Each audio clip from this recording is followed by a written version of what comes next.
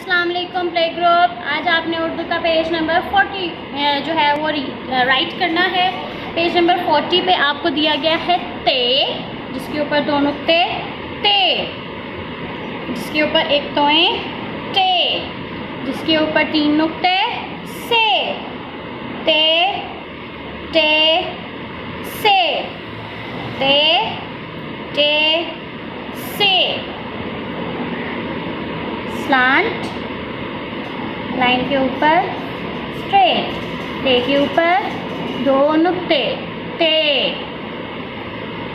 Slant, line के ऊपर right किया स्ट्रेट,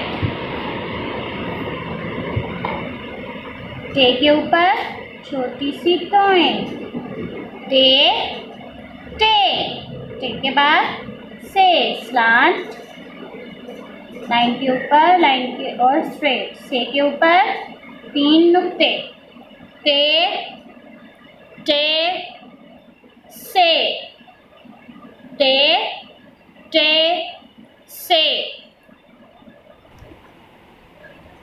नेक्स्ट आपको दिया गया है दुरुस्त हर्फ के गिर्द दायरा लगाइए। तस्वीर के नाम पिंजरा, पिंजरा, पिंजरा, टाफी, टाफी, टाफी,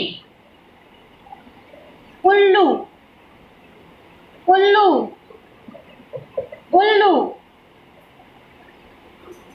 पिंजरा में प की आवाज है, सर्कल कर दे, पे पिंजरा, पे पिंजरा, टाफी ट, टे टाफी, टे टाफी,